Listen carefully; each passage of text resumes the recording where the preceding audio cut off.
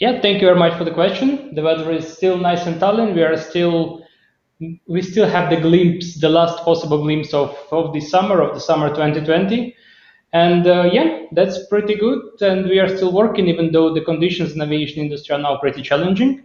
But we are still trying to Yeah. make our best. But I think we will cover this subject today.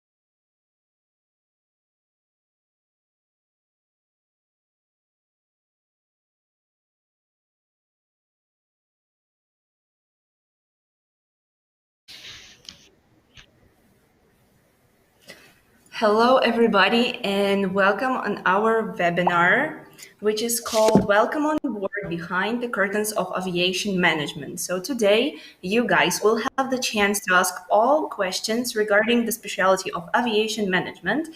And our special guest today is the graduated student whose name is Victor Saganenko. Welcome, Victor. Good morning, good afternoon, good evening, wherever you are. I will be really glad to answer your questions today. Perfect, perfect. How are you feeling today, Victor?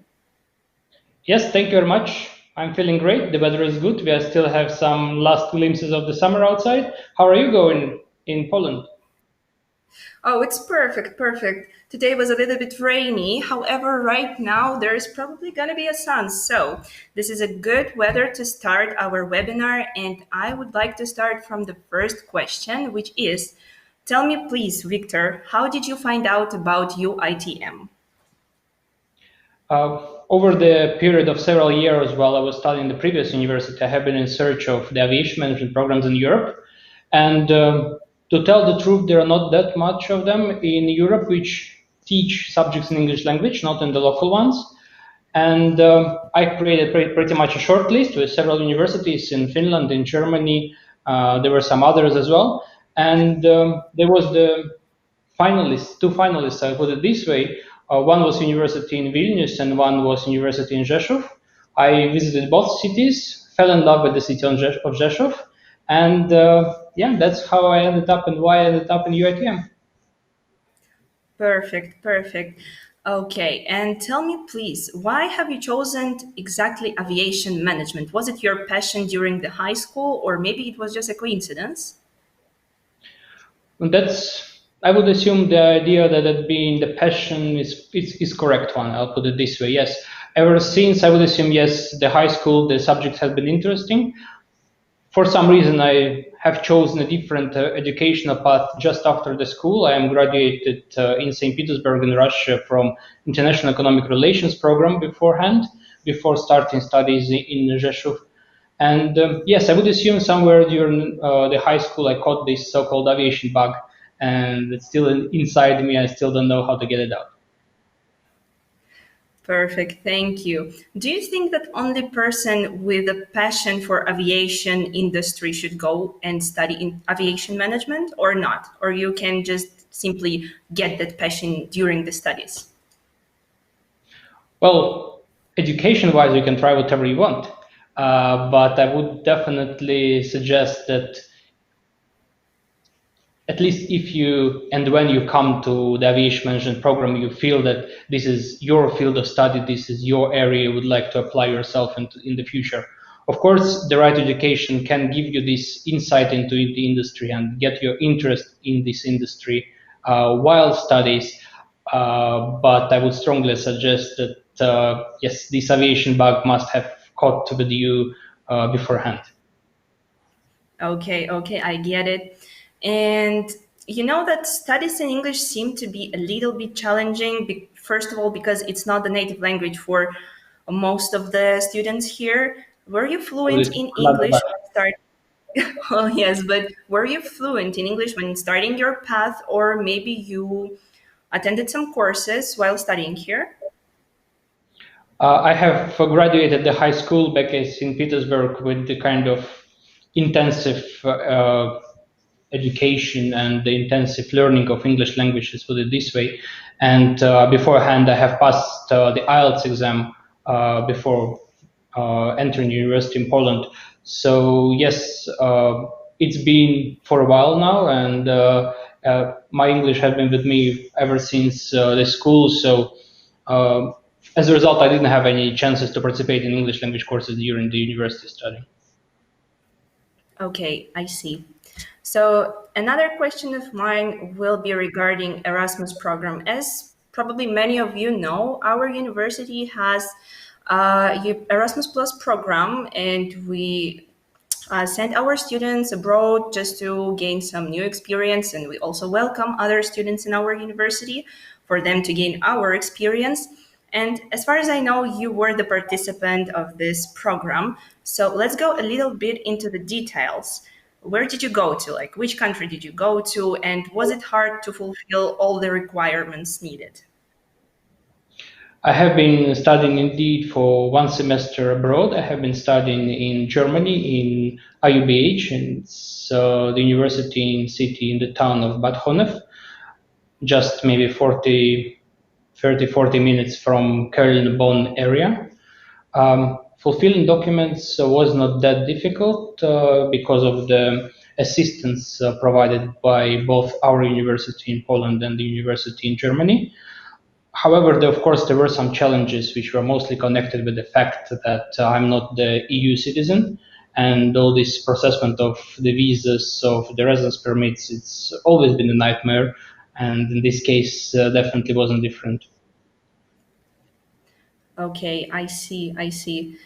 Uh, and like, in your opinion, do you think it is possible for a student to fulfill all the requirements needed to go to Erasmus Plus program exactly in aviation? Because as far as I know, the competition is very, very high, and a lot of people would like to apply and go to Germany, obviously. So, do you think it is possible for everybody, like just to give inspiration for our future students? I don't see the question. Of course, it is possible. I don't understand why this question arises. Of course, it is possible, and Uh, with the effort applied and with your wish, everything is possible. Well, yes, of course, but my point is that a lot of people have these barriers in their mind just because of this competition, really, really high competition in aviation industry. And I just would like to hear just some inspirational words from you that yes, this is possible for everybody, and don't be afraid to apply for this program exactly in aviation industry. I have been talking and communicate with different people who have been going through this program, and yes, it is definitely possible. And yes, it just requires constant work, and it requires nights being spent with the documents being filled with the contracts being signed and read. So it must be pointed out that. At any moment when you try to excel yourself in any sort of uh, challenge, it is definitely very difficult, but it's at the very same time very rewarding. The result which you get is possibly going to formulate your life for the future. For example, my Erasmus program gave me this position where I am right now and the obligations and the responsibilities I have right now. So it is possible, and most importantly, it gives you the result which you are aiming to. Okay, okay, I see. Thank you. And we have a question here. A question from Mohib Albana. He asks, what about the future career possibilities and salary? So the future career possibilities, it's a very difficult and very interesting topic, of course, because we all know what's going on right now in the world with the COVID crisis. Let's put it this way: aviation has been hit in a very difficult way, and of course, the industry is shrinking, the number of people is decreasing who are working in the industry. But I should point out that the correct approach to studies and your wish to excel in this area will get you to the point when you will be able to call yourself an airline employee. It is definitely possible even in these difficult times. Regarding salaries, of course, we see the effect of the low-cost carriers right now. If you're talking about Europe, about Ryanair, Wizz Air, EasyJet. If you're talking about United States, Spirit, JetBlue, AirAsia in the Southeast Asia region. These airlines have put a lot of pressure on the personnel as well, and as a result, the price of the workforce is decreasing.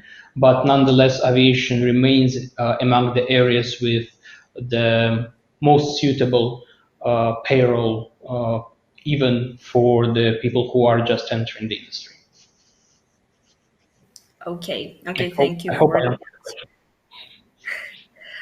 am. Yes, and also each student at UITM has to fulfill mandatory internship. And here we have a question from Mikola Chernish, and he is asking, was it hard to find an internship, and which places you suggest to look it to look at to look for it, where to look for the internship?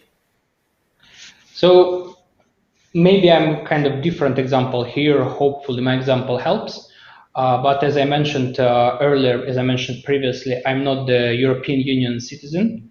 So it brings kind of additional challenge to the question of the search for the internship.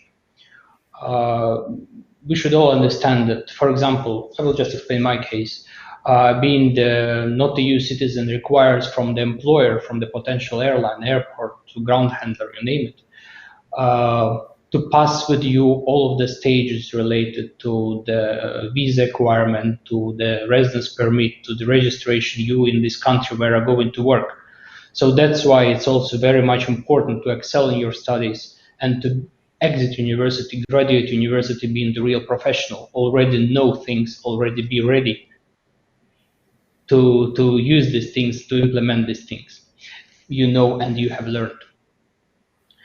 So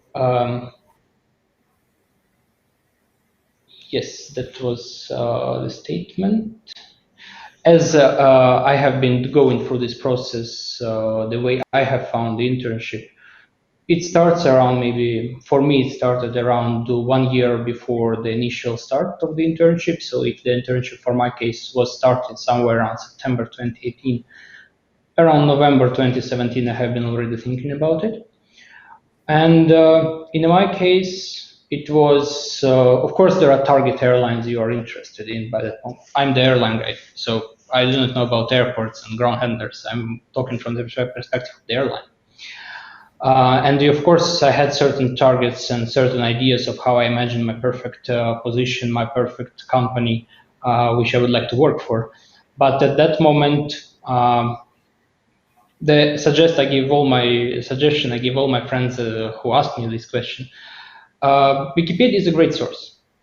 So in Wikipedia, there is a very particular article called list of airlines by country and list of airports by country. And there you get the list of 120, 150 airlines which are operating in Europe, and roughly a bit more airports operating in Europe. And each airport and airline has their website, and each website has an email address mentioned on this website. And that's how the internship is being found. You just create the resume, and you just start sending it out. In my case, I would assume my lucky one was around 600, 500. 600 or 500? Oh my God. I would assume it was about in this scope, in this interval, yeah. Oh my God. That is really, really impressive, as I see. Okay. Just show how many effort is needed to be put in this process. Okay. Okay. So the next question we have, again from Mohib Albana, he asks, can you continue pilot studies after finishing general aviation? By the time I was studying at university, we didn't have general aviation subjects, general aviation specialization. So we had only aviation management, and I'm currently teaching general aviation students as well. But unfortunately, I'm not in the position. I cannot answer this question, unfortunately. I have no idea how does this curriculum of general aviation looks like with regard of the pilot training. I remember there was some sort of not personal, but kind of university and the company connection with some sort of flight schools based in Rzeszów and Podkarpackie. But yeah, unfortunately, I'm not able to answer. Okay, okay, thank you. And the next question is, was it your initiative to teach in our university, or did the university offer you the job here? I would assume it's kind of process which going in both directions at the very same moment. I have my own experience, my own interest in teaching as well. I have been teaching at some other points in the past. And I just understood that I have this industry-related experience. I'm totally submerged into the world of the real things which are going on in the aviation. And I just obviously wanted to share it with the students and to give them the insight of how the aviation works in practice. Of course, we have the number of highly trained and professional teachers. So I'm not yet a professional teacher. I'm just a bachelor of economics. But I can give my students some insight into the world. I can give them some examples from the world, which hopefully make them better out as a result of the studies. Yes, you're right. The practice makes the difference. Not only theory, but practice should also be taught at the universities. And because students who were not in the industry yet, they have to know like how it really works. Exactly. Let's say like this. Okay, Some so employers, what? employers need graduates with 5 years experience. It's usual Yes, thing. yes, exactly. Okay, so the next question is, what do you like best about your job? The best thing I like about my job is pretty trivial. It's my job, and I just love each and every day of it. I have been trying to get into this industry for 5, 6 years, and when I finally enter the office in the morning and do the things I regularly do, it just makes me the happiest person in the world. That's as trivial as it is. Perfect, perfect. Everybody should find such kind of a job which is gonna be like their hobby. Yes, because this is gonna be easier, like less stress. You're gonna like what you do, and this is the best way of living, I guess. Yeah. Okay.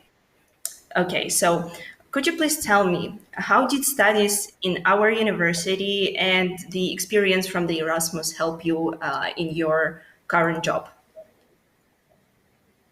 Sure, of course.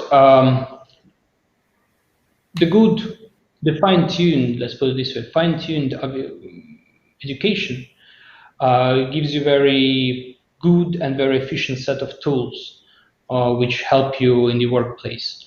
Luckily, I was studying both in Rzeszów and in Bad Honnef, and I got this unique set of tools which help me in the everyday work.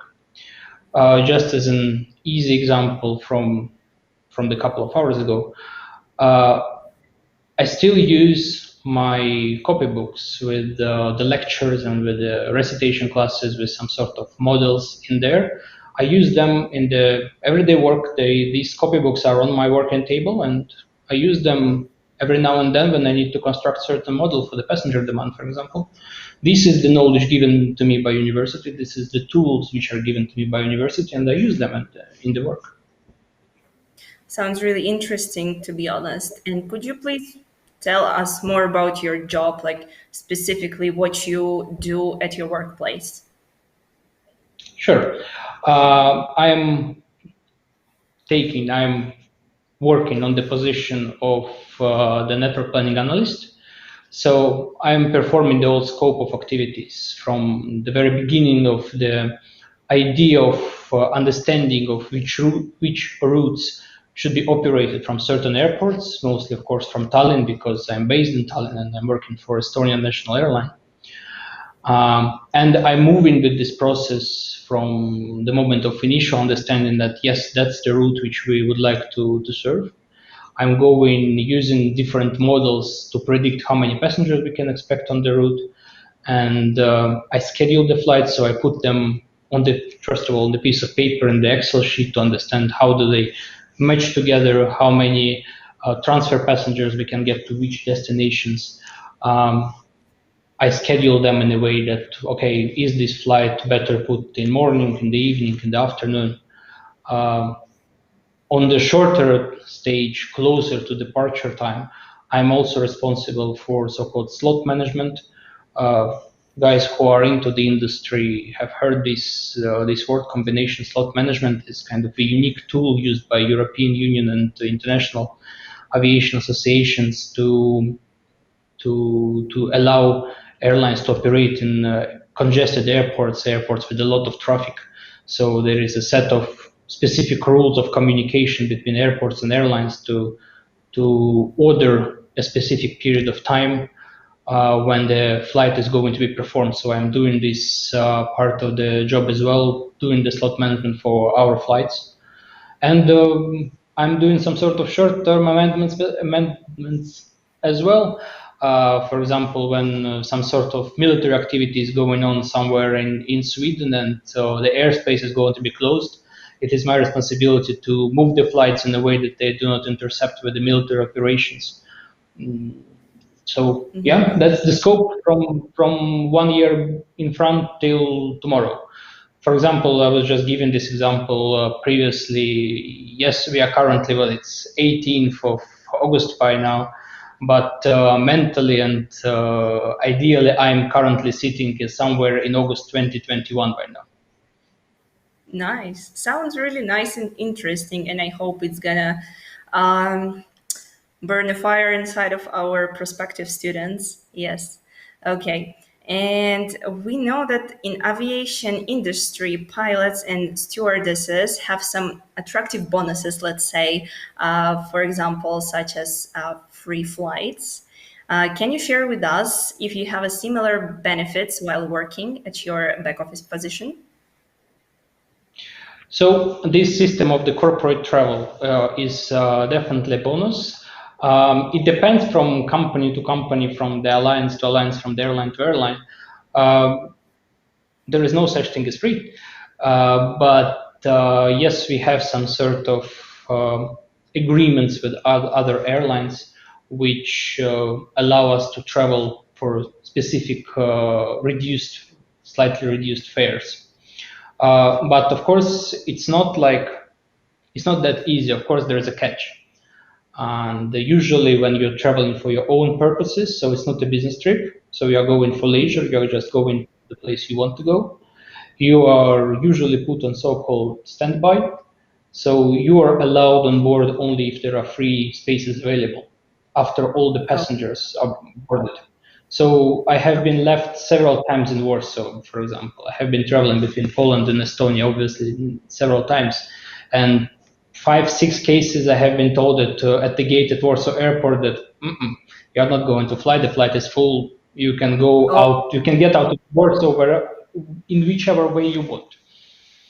oh my God, that So sounds really bad. How did you feel in those it's fine. moments?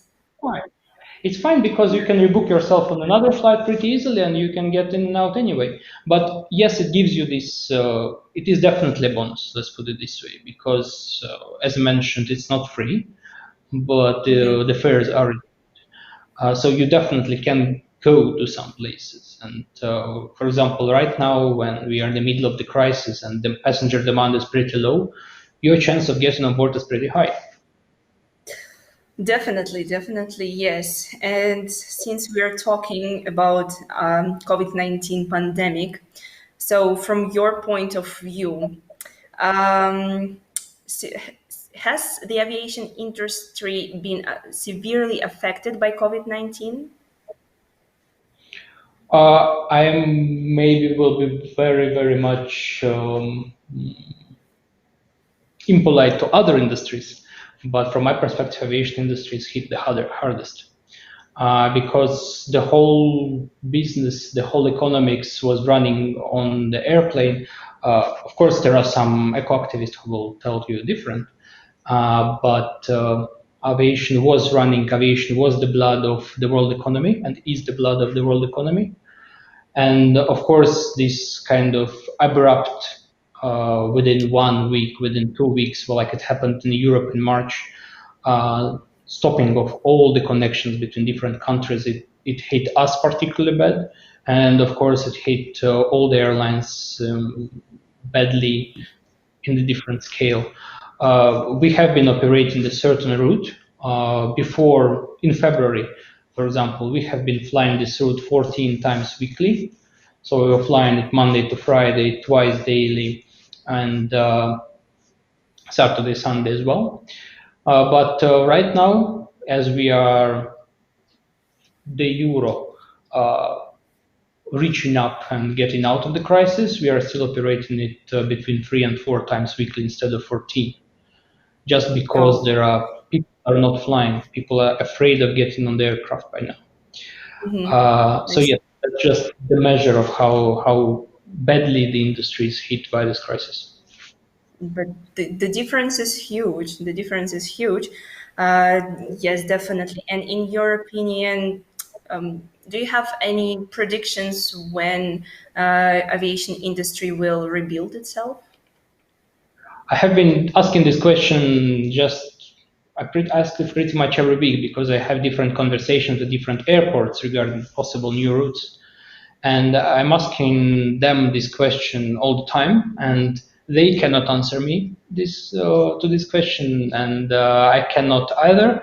I only have some predictions by the international aviation organizations, and now they were anticipating that 50% of demand will be back by the middle of 2021, but it turned out to be pretty positive. So now we are expecting back to the level of 2019, somewhere around 2024.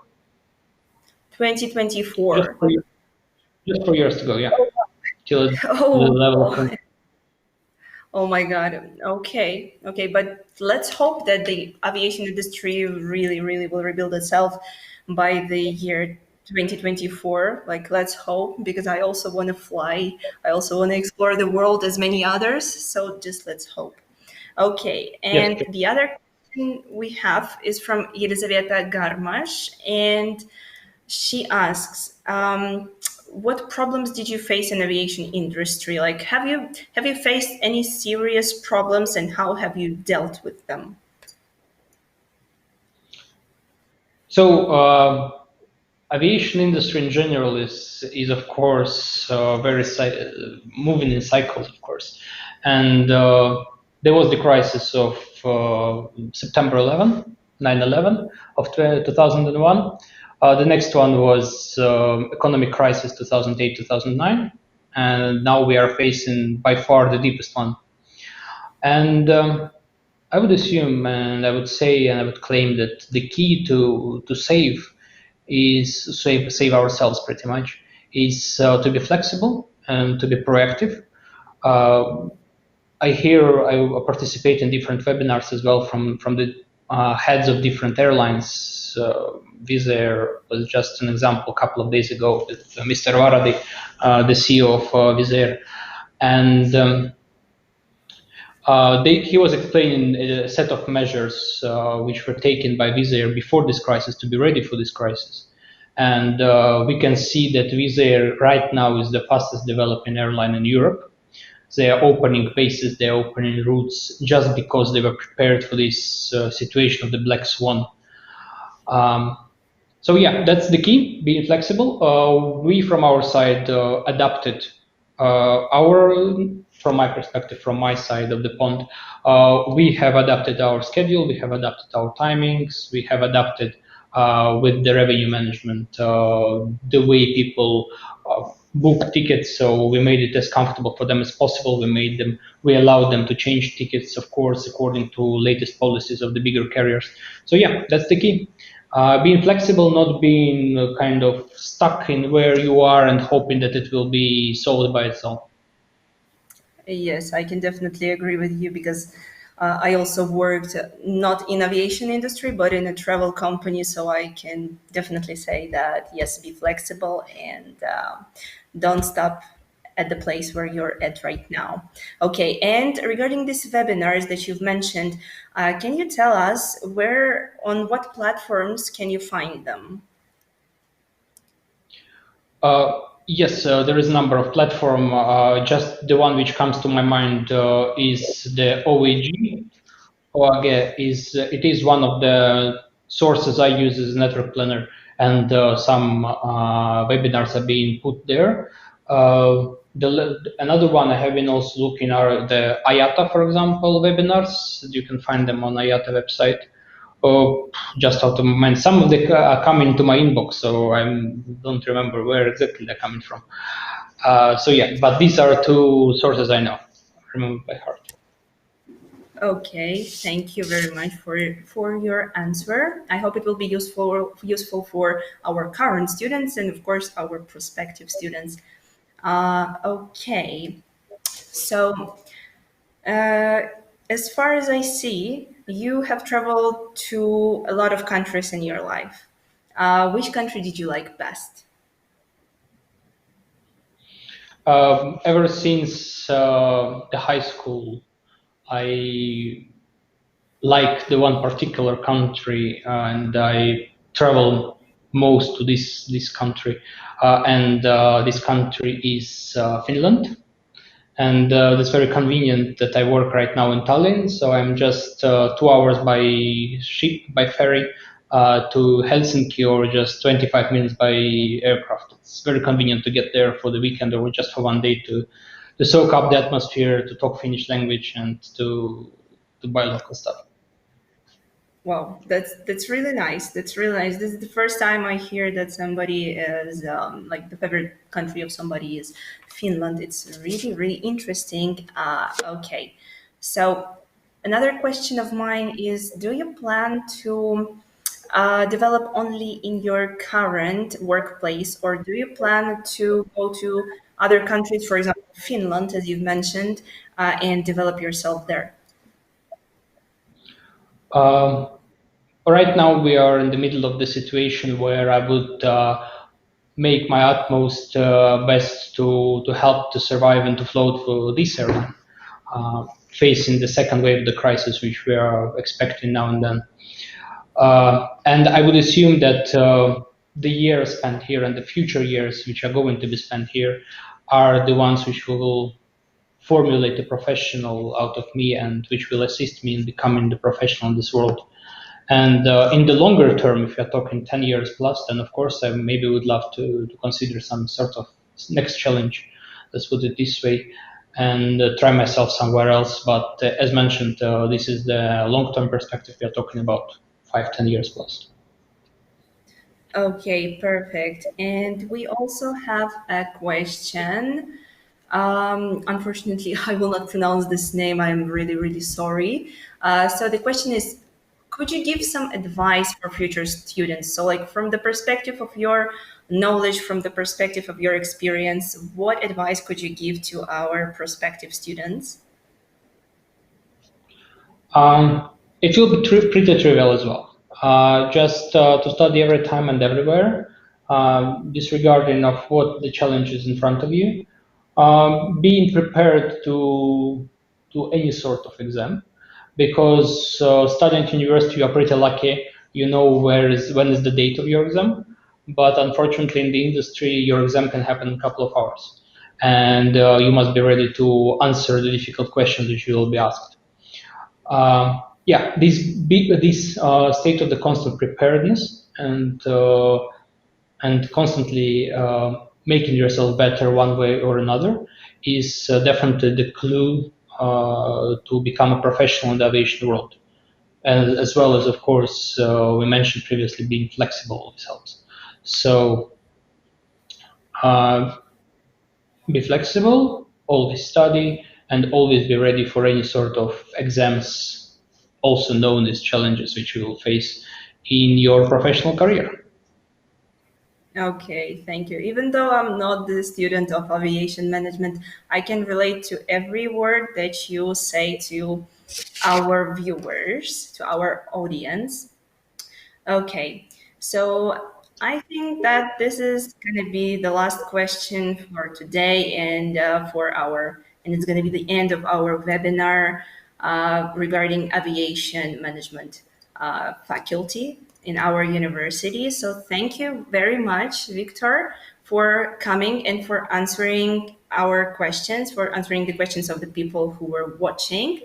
Thank you very much, and I wish you luck in your current job and your future career as well. Thank you very much. All the best of luck to you as well. Thank you. Thank you.